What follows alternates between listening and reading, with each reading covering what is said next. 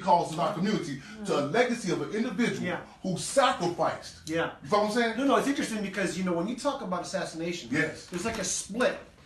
Like, people want to associate Fred Hampton with, like, Tupac or Biggie. They got shot and it was horrible, and they were super gifted. But there's like a Malcolm X and an MLK and a Fred Hampton component.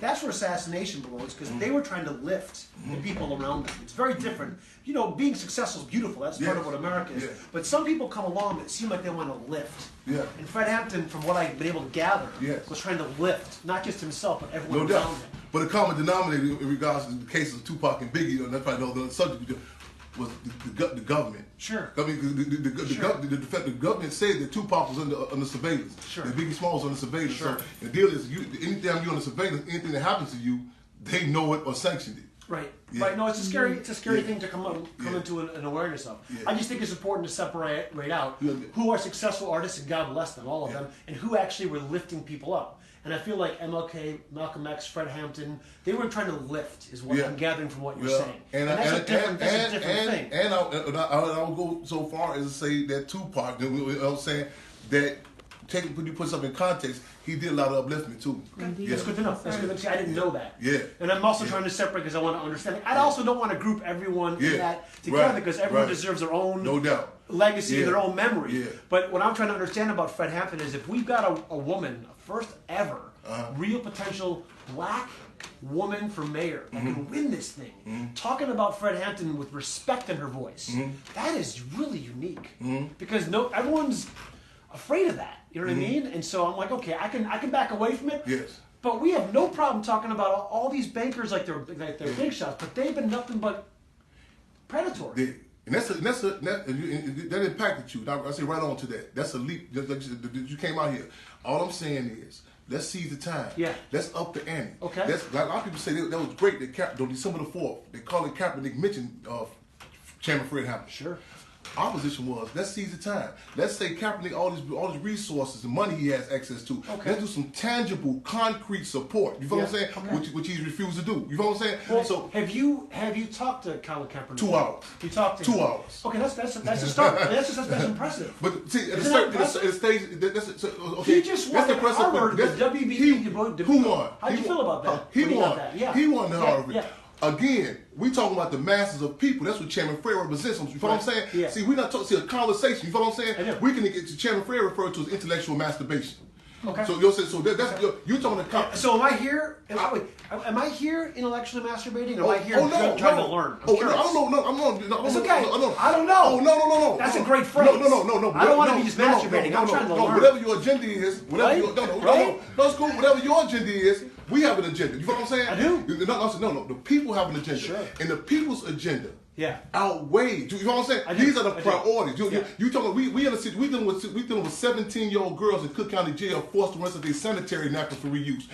You follow what I'm saying? I do. We dealing with Mumia Abu Jamal. They trying to kill him inside them concentration camps. You know what I'm saying? I do. So these are the realities. Yeah. So that priority. You know what I'm saying? As opposed to a award that Colin Kaepernick and Dave Chappelle received at Harvard. Yeah. You know what I'm saying? We talking about a community that needs an example, a tangible, concrete example. You follow what I'm saying? I do. That's what we're talking about. So just a people say Lupe Fiasco may get his record sales may increase for his youth saying Chairman Fred. However, how does it trickle down and benefit the masses of the people? You know what I'm saying? So here's how I would say it would benefit. Okay. Because people like me, people that look like me, are waking up. Oh, okay. And so how do you get more people like me to have the light bulb go off and be like, oh man, I've been duped. Yeah. I've been misled. I'm still not hearing that the masses of the people. Well, so you're talking about the next step is the financial resources that the mass. I'm talking about not just the mass. Okay, we talk about Chairman Fred. Right. We talking about I can show you concrete results of how 3,500 children a week benefit. I can take grown people to this day. Yeah. You know how their lives change. I need you. You know what I'm saying? Masses of people. You know what I'm saying? Not the individual. You know what I'm saying? Yeah, I do. That's what I'm saying. We can look at different case examples where people show different examples. This person benefited. This person benefited. You know what I'm saying? I do. We're talking about an organization that sacrifice for the people. And when these individuals are, a lot of people listen to this term. What do we use? A lot of people will be black when it's beneficial, play Panther when it's profitable, and claim to be Cubs when it's comfortable. Wait, let's stop with that. That's kind of interesting. Yeah. Let's hit that beat again. Black when it's beneficial. Okay. Go on. Play Panther when it's profitable. Okay. And claim Cubs when it's comfortable. So let's talk about Cubs. Claim Cubs. What does that mean? Cubs, that is the organization that's carrying the legacy of the Black Panther Party. Okay. And not just the romantic side of it. I'm talking about the side of it, well, on freezing cold in Chicago, 10 degrees below zero. Right. I'm talking about the favelas in Brazil. I'm talking about in Minnesota. I'm talking about in Gary, Indiana, every Saturday. Right. Though you didn't hear about it before, that's been going on, providing food and concrete resources to the community, to the people. You feel what I'm saying? I do. See, it's an old, you heard the old saying? They say, if a tree falls in the forest, and no one hears the tree, doesn't make a sound? Right. Of course it makes a sound. But a bourgeoisie and a petty bourgeoisie arrogance is, well, the world, I just heard about this. So now the world is great. We're talking about the trees have been falling down and being cut down on a constant day-to-day basis. So how do we tie this in the concrete benefit of the mass of people? We're talking the organization, the Black Panther Party Cubs, that's been under attack, that's catching cases. You know what I'm saying? Yeah, I do. While other people are catching carpal tunnel. You know what I'm saying? You know what I'm saying? We're catching cases. You know what I'm saying? I'm talking about an organization No, that's because when you international. talk about that, so it's a confidence what I'm talking about. It comes, you know what I'm saying? So it's not coming at you. No, it's coming at, it's saying, it's not coming around something that's new. When I enter a new arena, I come with a humbleness. I say, well, I don't know what's been going on. You know what I'm saying? Yeah, but first of all, I don't see the humbleness. I see a man with a lot of passion who knows what he's talking about. I don't need you to be humble. I'm the one here. I'm sitting at the table humble because I'm trying to understand. I get you. And I feel what you were saying. Like it hit me like that bourgeois arrogance of like the tree I falls. say, okay, you feel. But I feel it because it's coming at me and I own it. Oh, okay. I didn't know That's okay. You not can you, do other it. people. That's fine. I'll take it. I'll take it. I can sit in my cul-de-sac all arrogant, like it affected me. It wasn't But how do you get people to snap out of that? Because if it's like, for example, I went to Washington D.C. and I stood in front of the child coffin on Emmett Till, and the mother of Emmett Till said, "You know what? I was living in the North." And I thought, it didn't affect me what's happening in the South. Yes. And then her son went to the South. Yes. And we know where that went. Yes. And suddenly she realized everything was connected. Yes.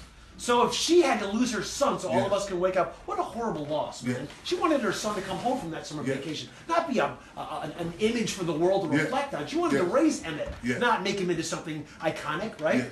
But we have to all at some point realize we're all connected. Mm-hmm. Otherwise, that arrogance you're talking about isn't just people living in Highland Park that have never been to Maywood. Yes. It's my first time in Maywood. Wow. How embarrassing is that? Do you know that I went to Englewood for the first time this year on the road to change when those kids from Parkland came up? What? I'm 51 years old. It's my first time in Englewood. Wow. I'm embarrassed.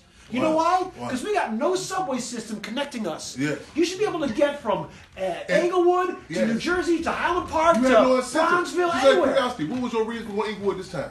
I went to Englewood because the kids from Parkland came up on the road to change this summer about gun violence. Okay. So I got in my car and I drove to Englewood and I had an awakening. You had to wait. I'm like, oh my God, Englewood's beautiful. You did. Why can't I get to Englewood? Yeah. What the hell's wrong with You us? came at a time now where a lot of the gentrification or the land grab is happening now. Yeah, I ain't grabbing no land. I'm just trying to. No, I'm trying to listen to not the kids because they're getting shot. They're getting shot. Now the deal is, you asked the question, how can we get people, you know, saying to come together, different points of unity. Minister U.E.P. Newton, you ever heard Minister U.E.P. Newton? Say it again. Minister U.E.P. Newton. Minister U.E.P. Newton. You heard him? Give it to me. Minister U.E.P. Newton was the visionary of the Black Panther Party. Minister U.E.P. Newton said that his mother said, her preacher said, that a certain amount of suffering is good for the soul. Yeah. I know, I struggle, it's interesting to have this conversation. I struggle with a lot of my comrades, a lot of times about it. Me too, and everyone does. I know, and because a lot of times, a lot of people believe that once you give a person a book, or once you give them a certain drink or elixir, or have a conversation. Right. I have no false illusion that once me and you have this conversation, that you're gonna leave out of here with this commitment, you know what I'm saying, to the community. No, a lot of people believe that. There's no substitute for experience. You know what I'm saying? I do. We are all impacted by our experiences as well as lack of experiences. Sure. You know what I'm saying?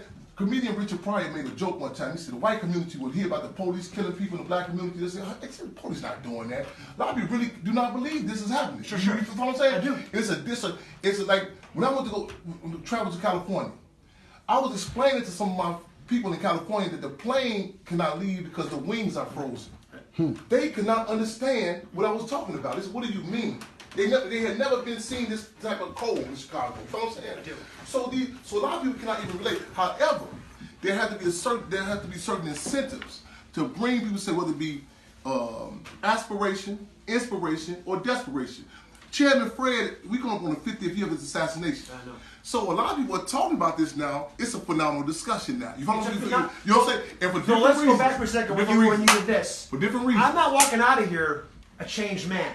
You know why? Right. Because words don't change the world. Damn right. They don't. You got to get your ass whooped. You're damn right. And you got to wake up. You're damn right. And then you got to try. And you got to put effort behind it. So I'm not here to change. Right. But I was invited here to have a conversation because we're not having the conversation. And I feel like if someone like Amara Enya becomes mayor of Chicago, we have a chance to have the conversation with some levers of power, and not just kind of on the sidelines begging for pittance. Actual levers of power. And we would, and see, a lot of people, not you, but a lot of people want to have conversations all the time about on their terms. You feel what I'm saying? I came here to your house. Right on. But still, a lot of people go to different, like the French went to Haiti, to their country, but they had a conversation on the French's terms. You follow what I'm saying? Yeah. So a lot of times there'll be discussions in the community, but it's always given like this is how the conversation is going to be held. Mm-hmm. We are willing and invite the conversation, but that was one of the unique dynamics about the Black Panther Party.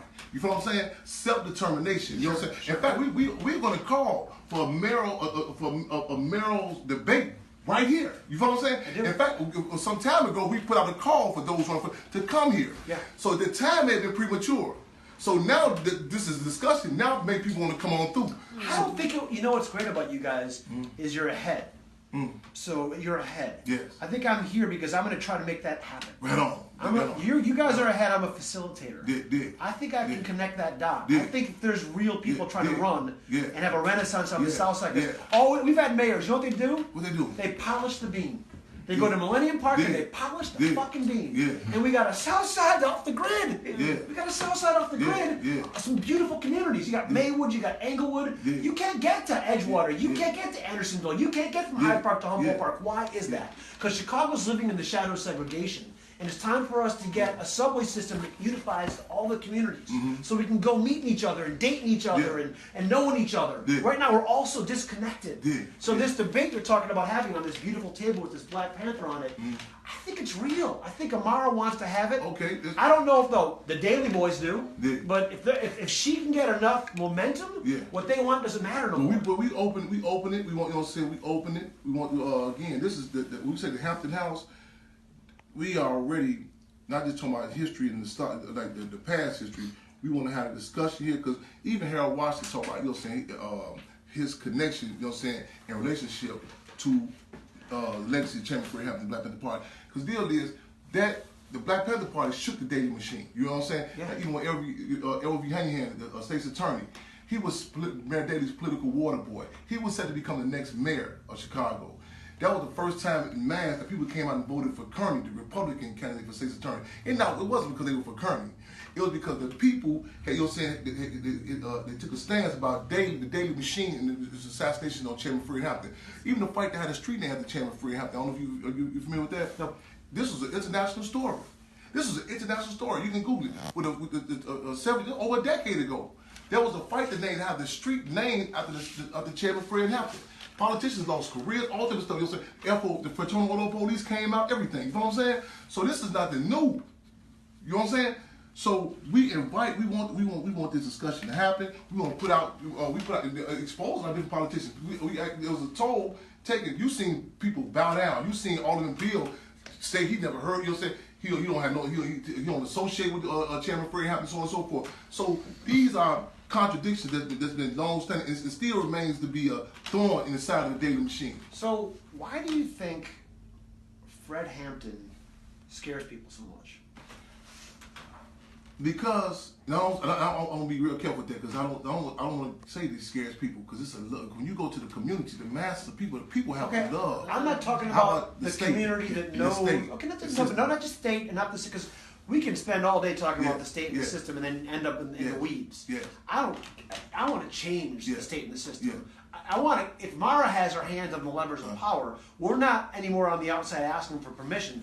We're actually at the table. If you have the debate, You're at the table. What people? What I want you to have is a seat at the table where you're not anymore asking Colin Kaepernick or Jay-Z or some celebrity of the moment.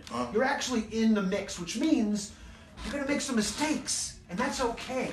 Because I feel like that's the thing when I say, why are people afraid of Fred Hampton? What people are... because what don't they understand about him? But what people are you saying? Well, like, the name has an association, and the Black Panthers have an association that I think people get uncomfortable with. What is that? Why is that? It threatens a lot of people's economy. The Black Panther Party fought for self-determination. You keep saying self-determination. The right to determine the destiny of your lives. Well, they'll say when they fed 3,500 children a week on their own terms. You know what I'm saying? Okay. It upped the ante. Well, it changed with even music. Yeah. James Brown had a whole totally different song planned at first. He was not planning on singing "I'm Black and I'm Proud."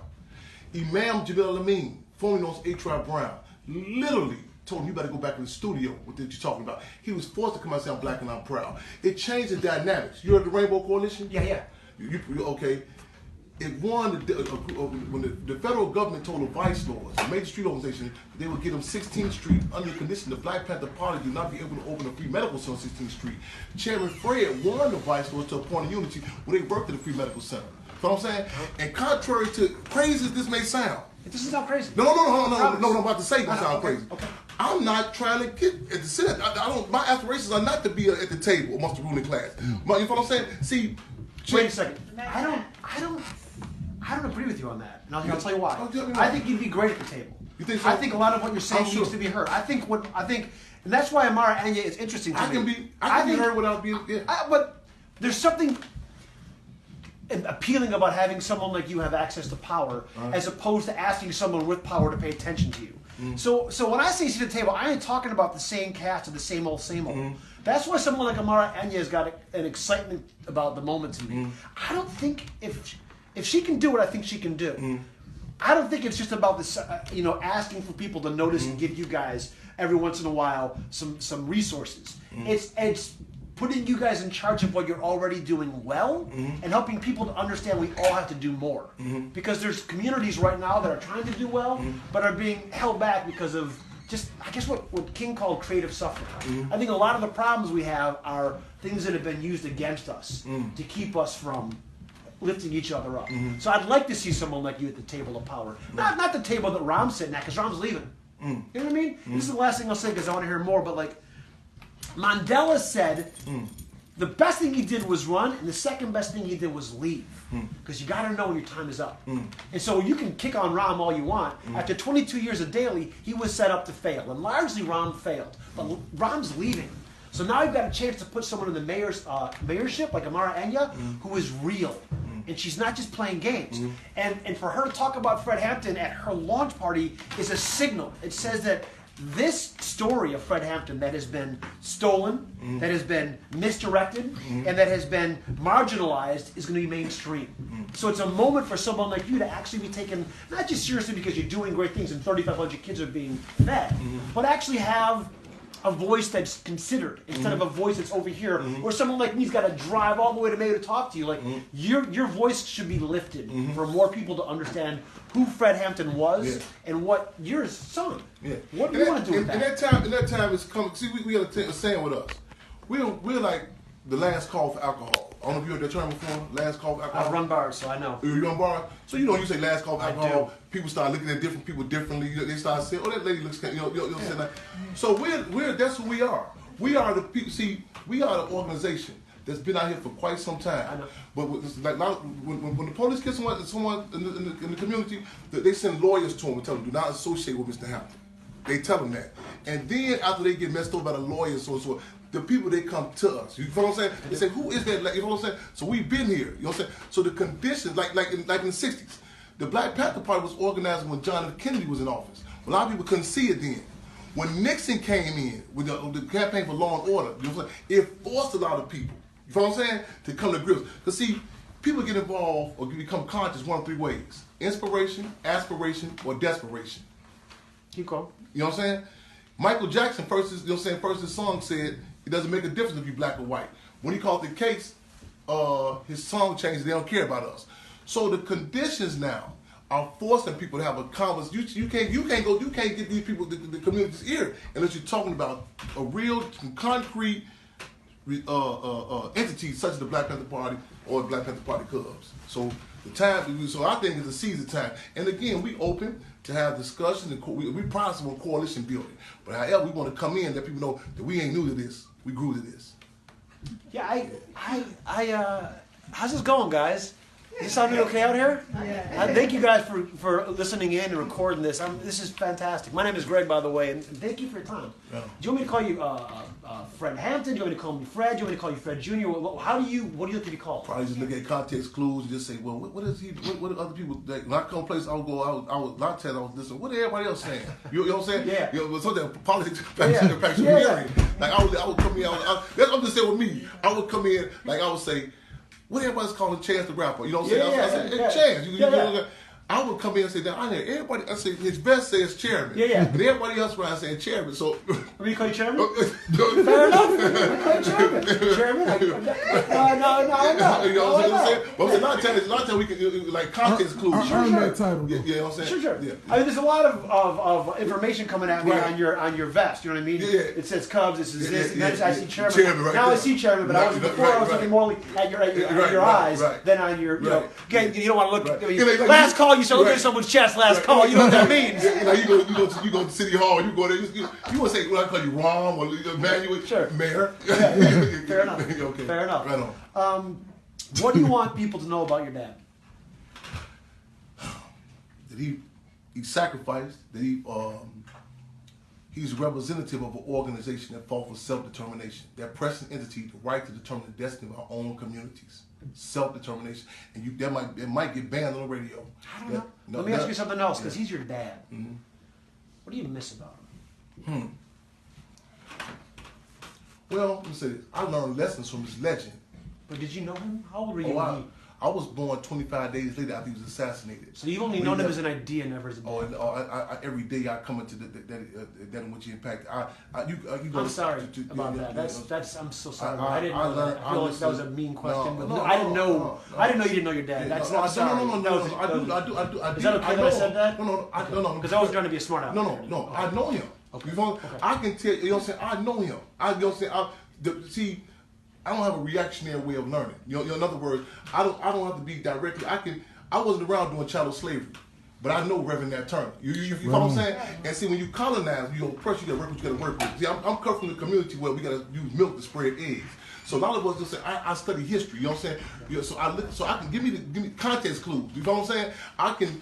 You can name me certain people, and I can say, even if I know them or not, I say, okay, I'm clear where you're going. I've met people who were recipients of the First Free Breakfast Program. I've met organizations I met prisoners who were paid to kill Chairman Fred Hampton in the penitentiary, and they told me when they came to do it that he politicized them. They told the warden, we are now on Chairman Fred's security now. Anything happening, we're going to be accountable for. I've met people, you know what I'm saying? I met the Young Lords, the Puerto Rican Street Organization. So let's go back for a second. I'm sorry, because in the beginning of this conversation, but we got sidetracked because I had a lot of questions. You were talking about the Crips. And that you know them, and you've met them. I said at the funeral service of Stanley Tookie Williams, the co-founder of the Crips.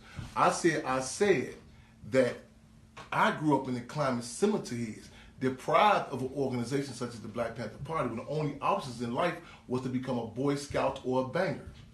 And the Black Panther Party Cubs take the position that never again, not on our watch, that their opportunity, their entity, that we can have the Deputy Minister of Defense, Bunchy Carter's, Deputy Minister of Health, Doc Satchel, the Deborah Johnson, you know what I'm saying?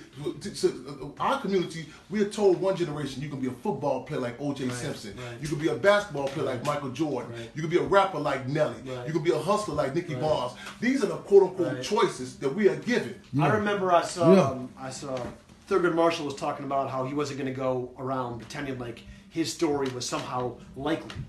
Is it one person, one black guy in the Supreme Court? Because I had to do Brown versus Board of Education. I don't want to mislead black kids into thinking they can be this too. So he refused to go around and pretend like what he had accomplished was going to be anybody else's accomplishment. So I heard what you're saying. So, in addition to what in order to succeed, what Thurgood Marshall had to do. You know what I'm saying? It's not just going to school and studying law.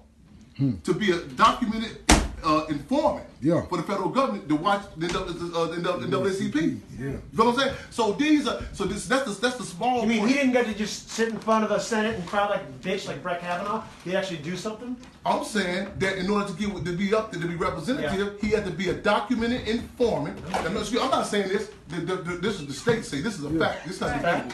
So I'm saying this is the common case with our community. This is the price you have to pay to quote unquote succeed in this. You know what I'm saying? So almost to sell out your own community. I'm saying again. Do you think? I'm curious. That's interesting. Do you think? This is an interesting place to play for a second. Do you think Thurgood Marshall was a good man, or did he sell himself? Now, a lot of people won't. We are saying there are no cliff notes in this class. Right. So you know what I'm saying? There are no absolutes. Now the deal is, again, sellout is one of the most overused terms in our community. You know what I'm saying? The black community in particular. People say they changed up. I'm saying that there's a system in place that has a psychological profile that grabs people from youth. You know what I'm saying? The Catholic Church says the first age is 3 to 7. You know what you're dealing with. I'm saying it wasn't a change. I'm saying O.J. Simpson. They had a foul on O.J. Simpson from San Francisco as a child. I'm saying they studied the dynamics of Thurgood Marshall way back. So these are not people that changed or sold out. There's a psychological profile. I'm saying similar to Genghis Khan of the Mongolians. When he went through China, he killed a certain type of people from the Chinese community, and he raised up a certain type of people from the Chinese community. I'm saying in Vietnam, the U.S. was saying they went past Giap and Ho Chi Minh, and they went to South Vietnam and grabbed a certain individual. I'm saying within the black community. That in the Crips, the Bloods, the Panthers, the judicial system, I'm saying that the athletes, I'm saying even today, that there's a certain psychological profile that's lifted up amongst the community and said, this is who you honor, this is who you respect, this is your spokesperson. And I'm saying it's not just based on the most talented, it's based on the most politically, quote-unquote, palatable. Yes, sir. You know what I'm saying? That's what I'm saying.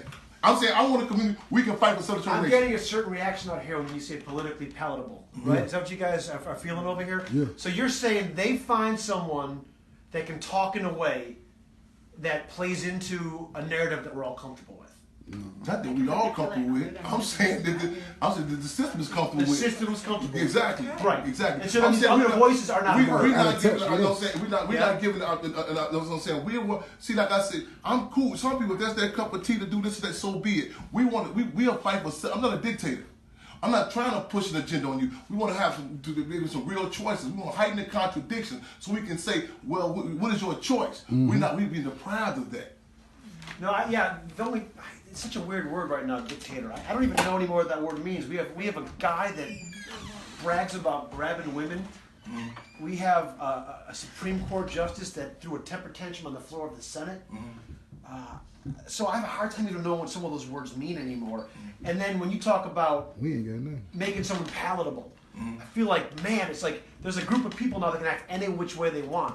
And there seems to be no consequence for it. Is that shifted? Have you seen that? Not making someone palatable. I'm talking about a system that's in power to grab and put in position the most palatable that works in their interest. Not changing the person. I'm saying they have a site. They know what individuals who have been raised in foster homes. They know what individuals who have, you know what I'm saying. You'll be hard pressed to find an entertainer for the black community that doesn't have an issue with disdain for black men or disdain for black women. You feel what I'm saying? Dude, whatever happened to them as a child, and I sympathize with that. However, the state has a psychological profile where they empower to grab certain individuals and say, I want to put you in this place. You know what I'm saying?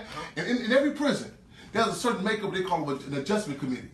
There's a black male, not a black man, a black male who has never had any connection to the black community. There's a black female who has a disdain for black men. There's a white racist person. This is every prison, this is called an adjustment committee. And it's not by coincidence. You know what I'm saying? I'm saying that there's the entertainers that are raised up. If they wanted to connect to us, they cannot. They cannot feel the pain of the people. Yes, sir. You guys feeling what he's saying? Real talk. Wow. Real talk. That's real talk. So you're talking about an adjustment committee. So the people in the adjustment committee, what is their job? What are they doing? They telling you. It's to adjust you. The colonialists say, or they call civilizing the natives. You know what I'm saying? You know, the civilizing the savages. They call it rehabilitation. It's basically the breaking process. Yes, you know sir. what I'm saying? So these are different euphemisms that I use, but the deal is prison is not designed to rehabilitate you. It's the purpose of it is to break you. They also turn you inside out. Field Marshal George Jackson, the Black Panther Party, said they would never count me amongst the broken men. Yes, sir. Yeah. Who said that? Field Marshal George Jackson. So when you guys talk about when you hear, so this happened really recently in the White House, and everyone made it big news. And I'm apologizing again to talk about celebrities, but we're celebrity obsessed culture, so I apologize if I'm still bringing something up because I think it was interesting in what you were saying about this.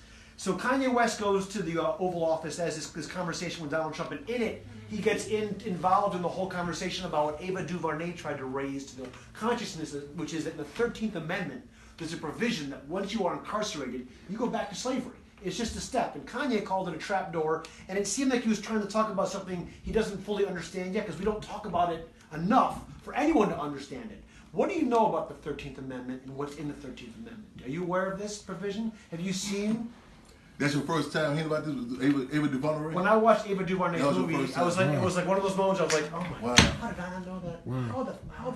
How have I been so blind for so long? Yeah. Because they don't teach us that. Wow. And if you don't look into it, if you don't step back and do your own work, you're just regurgitating what other people have told you. So when I saw 13th, and I think a lot of people are also waking up to it, it's like, how has that always been there? Well, myself, and many people I represent, many people here, we got like law degrees. we got PhDs in oppression. We don't, you know what I'm saying? Are you a lawyer? I'm a victim of the law. Yes, sir. I'm a victim of the law. Have you been incarcerated? I've been incarcerated. Kidnapped. I've been there's been attempts on my life. So we have to. Me too. Me too. Wow. The anti-Semites and the Klan came after me about a year ago. Wow. So I've been there. I've been full on. They tried to. Yeah. They tried to fucking You kill me. You locked up also? They came at me hard, man. Hard. Yeah. So, you know, but you know what's great about it? Yeah. Here I'm talking to you. Man, you know fuck them. So I'm sure you can relate. Yeah. You can relate. I can relate. Now, but I don't have a lot of I have respect for I do have a lot of my law degree, let me be clear with you. Like Malcolm X said he learned American history through his ghettos and prisons. Real talk. I don't like people, they be surprised. I've been told directly, you know what I'm saying, what's the, I know I'm like walking contraband. Black people, we illegal, you know what I'm saying? So I'm clear of that.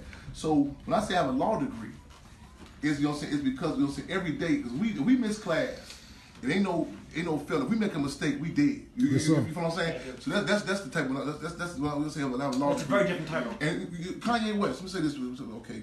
By the way, I want to say to everyone here, I'm sorry I brought that up. That's thin, but it's just so in my face. No. By the way, I don't want you guys to think I came here and I'm going to talk. Oh, I know Kanye. I feel bad about it because it's so in my face. Yeah, I know. And let's go with that.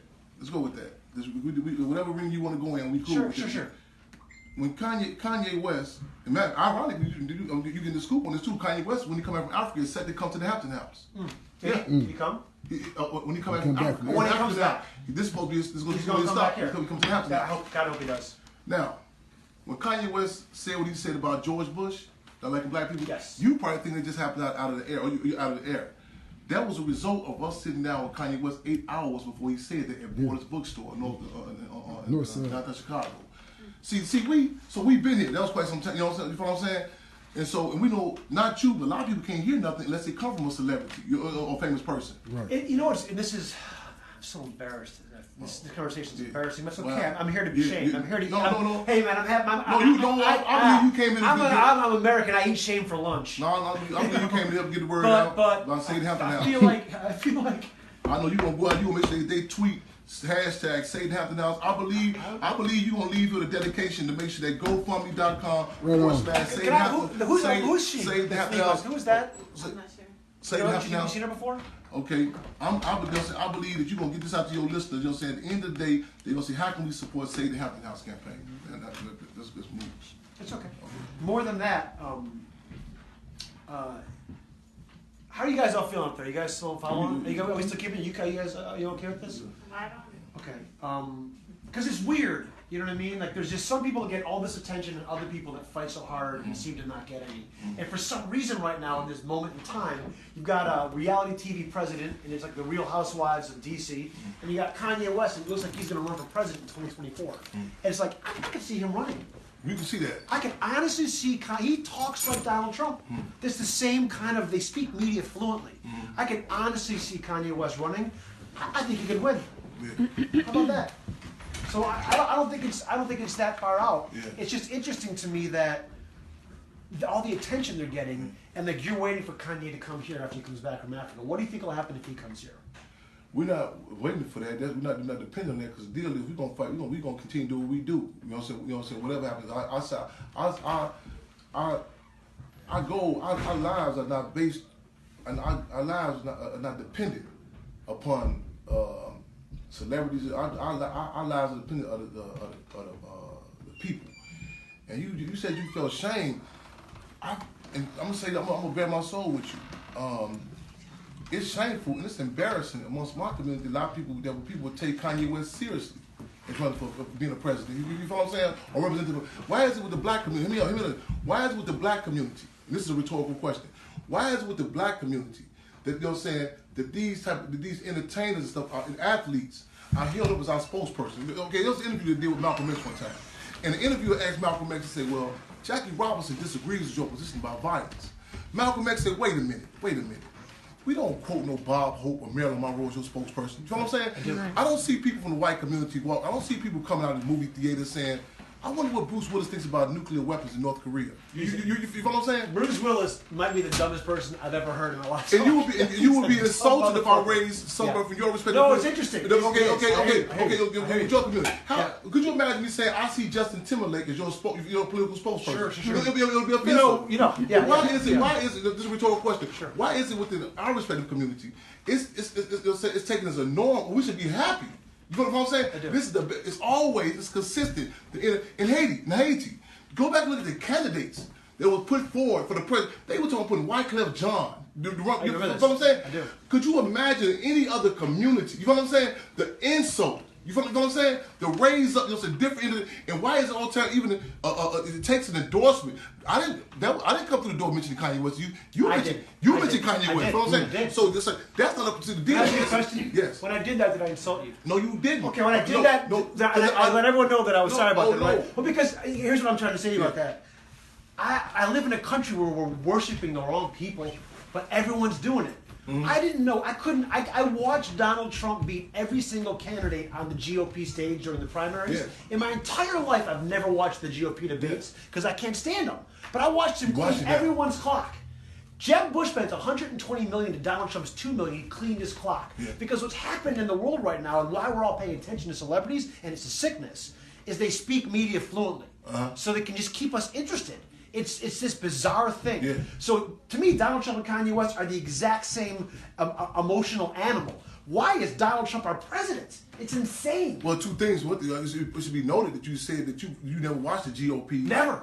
I can't watch them. It's impossible. But with Donald Trump, you did watch it. It was fascinating. So right now, no one can dismiss politics. You know what I'm saying? It's a conversation. Constantly. You know what I'm saying? But we have always been impacted. Yeah. By politics. Sure. So at least the conversation is happening now. You know what I'm saying? One. And by the way, so what you're saying then there is you're giving Donald Trump credit for that. No, so you would like for me to do No, I wouldn't like it. That's what I'm asking. I'm saying this. The fact is that the conversation, as opposed to a climate with the quote unquote post-racial society, people say, well, I don't acknowledge race. Now the race question, the political question, is acknowledged. You follow what I'm saying? Yeah. It's something to do during the tenure of Kennedy, during the class piece of Kennedy. Well, Kennedy, who created the Green Berets, on his team, Bear Pigs, all that went down, but there was an attempt to dismiss politics. When Nixon came in, the covers were pulled off. It was acknowledged. You know what I'm saying? Yeah. So, at least, like Alcoholics Anonymous, they were saying, the first step in addressing the problem is recognize that we have a problem. So, you know what I'm saying? So, people are acknowledging this contradiction. You know what I'm saying? The politics. Right. Two, you said about Donald Trump. Two, are we still recording? Yeah. Okay. Two. You can change. Two, you have an option other than Donald Trump. You have your children can look at Hillary Clinton, different people. You know what I'm saying? You can change. So you can change the music channel. You know what I'm saying? The different entertainers. Like you turn the Kid Rock and say, no, I don't like listening. You can change to somebody else. We have no option. You feel what I'm saying? What we are given is a consistent. You know what I'm saying? Even the entertainers, the rappers. You know what I'm saying? It's either it's either a reactionary rapper, who brag how many guns and people they're gonna kill, or it's an abstract conscious artist. An abstract conscious artist who talks about stuff but never touches on any tangible conditions that we're dealing with. Right. Chance the Rapper. Real talk. Chance the Rapper, who just did who drove the lift to raise money for the Chicago public schools. Right. The same Chicago public schools that's been exposed. What's that? Barbara Bird. Barbara Bird. What's the last name? Barbara Bird Bennett. Bird Bennett. She locked up right now. It's been exposed, the talking about the Chicago public school. So that it's like somebody saying, if doing the indigenous community, the native community on reservations, let's donate money back to the colonialists giving away blankets. You know what I'm saying? It's been exposed, they giving out smallpox. You know what I'm saying? How about drive a car to 804 South 17th Avenue and say, how can I support this? Sure. You know what I'm saying? Well, people can have a real education on their own terms. So a lot of people do certain things. It's like Tupac had a saying. Everybody knows charity never gets to the hood. Everybody knows about you know what I'm saying, the fraud philanthropy. Yeah. Everybody know that even De Niro talk. Robert De Niro cracked about Jay-Z's charity. It's a joke. It's a fraud. You know what I'm saying? Yeah. It's a tax write-off. You know what I'm saying? Right. Everyone knows this here. We're talking about real deal, tangible. See, we got two people murdered on this corner yesterday. In Chirac. You know what I'm saying? I'll go into that term with you also. In Chirac, the constant murder, you know what I'm saying, that's going on. The constant, he be on this term, genocide that's happening in that community. You know what I'm saying? And now I tell the two cities, Chicago and Chirac. Right. Now, we can constantly give them these nice songs. Abstract conscious artists won't do for them. These reactionary rappers won't do for them. Rappers who talk this stuff, but they go live up some nice apartment, mansion somewhere. We need representatives, and that's why Chairman Fred still resonates to this day. You know what I'm saying? That's why that's why the people have to take him uncut. You know what I'm saying? That's why we have to say, wait a minute, it's a problem that we have to say Jay-Z giving it to him. We understand people who have been deprived of water. We just can't say, well, at least they gave him some water in Flint, Michigan. You know what I'm saying? I follow what you're saying, and I feel like it's tough. It's tough when you finally admit that you don't know. Right on. Right? Yes. And I feel like, all these men and women, all these people out there, myself included, we're moving through life like we know. Man, yes. And it's humbling to swallow that recognition that you don't know something. Yes. And let go of saying what you thought you knew. Yes. So you can. Yes. Almost like someone that's bad at something. Yes. Learn how to walk. Yes. And so it's tough. You know what I mean? Tough. Like when you're telling me about someone being shot in this neighborhood. Yes. Like, and you then use a term like Chirac. Yes. Now, I'm going to talk about an artist again, and I apologize. I feel like I'm just shallow as a puddle, but Spike Lee made a movie, Chirac. Spike Lee is not an artist that doesn't take stuff on. He does take stuff on, but he's famous. Would you consider him to be someone that's doing something worthwhile, or is he also just exploiting people? Well, first of all, I tell people when you watch these movies, and look for the small print. You know what I'm saying? Look for the actual writer of the movie. You know what I'm saying? Sure. You can recall the guy's name. Look at. Let's go back. Go Google Spike. Look, it was exposed about how the New York Police Department had just funneled him $300,000. Funded him $300,000 for a whole propaganda campaign to make the police not look bad. You know what I'm saying? Is that from his most recent movie? That's prior to Chirac. Prior to Chirac. You know what I'm saying? So, and we talk about, we can't talk about Chirac unless we talk about the conditions that created Chirac. You know what I'm saying? A lot of people like talk about Rwanda. Yeah. They say, oh, that's bad. The Hutus and Tutsis just killing each other. We have to talk about the role of the Belgium, the role of the French. You know what I'm saying? Yeah. In the 60s, they talk about the Stones disciples of Chicago had the gang warfare. We have to talk about the University of Chicago. Got a cut when I said that. I got a cut when I said the University of Chicago. That's okay. I mean, okay. I mean, if you want to, it's an institution that's beloved. So if you want to pull the rug, pull the rug. No. I know. It was, hey, I don't forgive MIT and Harvard for killing Aaron Schwartz. So come on. No, you're bilingual. I see it, man. No, the University of Chicago, Sears and Roebuck. Yeah. First National Bank, Rockefeller Foundation, the Ford Foundation. Sure. These entities who have funded over $100 million cash money down through different fiscal agents. At the same time, the Chicago Police Department, they dressed up like the then known devil disciples. They wore black hats with white tied around them. And the disciples, the police dressed up like the disciples, and did drive-bys on the Stone headquarters. So this set the stage. It created a crime epidemic. So people were leaving. They were getting forced about their homes in Woodlawn. Woodlawn at once was a thriving black community. You know what I'm saying? Okay. University of Chicago got that property at the expense of this crime epidemic. You know what I'm saying? I do. This is the program. Now the deal is that needs to be connected to the conversation about Pinochet in Chile. His staff being trained at the University of Chicago. Elliot Ness, the nucleus for the atom bomb you created at the University of Chicago. See, the black community, that correlation needs to be made. That's a point about Chirac.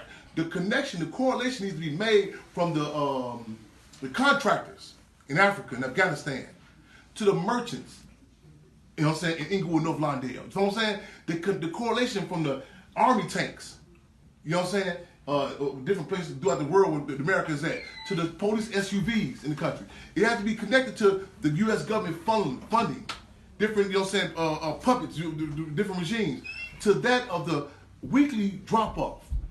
But North, get the train come to me 1 minute. Every week in Inglewood, North Lawndale, with the assault rifles, fully equipped. You know what I'm saying? I think it's Northwest. The train companies dropping these assault rifles into these babies' hands. So this is done by design. You know what I'm saying? So, but the deal is, it's a not acknowledged war. You know what I'm saying? It's a war, but people don't acknowledge. They see, like across seas, you hear terms like they say propaganda bombs. Right. In our community, it's called love and hip hop shows. You follow what I'm saying? It's euthanized. All we try to do, let's be honest about. Let's start using brutal terms for brutal reality. If I told you about what's happening in Cook County Jail, any other place in the country, you would say, "Whoa, it's a problem." The murders in Chirac. The murders in Chirac. If I told you that many white poodles, not human beings. Could you imagine the news channel tomorrow just stop saying people getting killed? If they told you 25 white poodles were murdered today, 35 white poodles were shot today, could you imagine the uproar? Wow. Could you imagine the response? Could you imagine people saying, "Whoa, wait a minute, it's something bigger than these poodles fighting each other." We finna check out the kennel associations. We finna check out what's going on here. We finna trace back to what happened to these poodles when they were puppies. What type of Ritalin drugs were these puppies forced on? You know what I'm saying? We're gonna go back and check to these juvenile detention centers. What's going on? We're gonna go check into these foster homes and these kennels. You know what I'm saying? Who was raped? Who was molested? We're gonna check the churches. We're gonna find out why are 35 white poodles being killed on a day in here? You know what I'm saying? That's what the response you'll see. Right. But with black children, with black people, you know what I'm saying? It's taking the norm, or also worse than that, it's criminalizing the victim. That's right. What do they do? You know what I'm saying? No question about 50 public schools that one time closed. Nothing about the first edict that Mayor Ron Emanuel said when he first come in office is closed out of mental health facilities in the black community.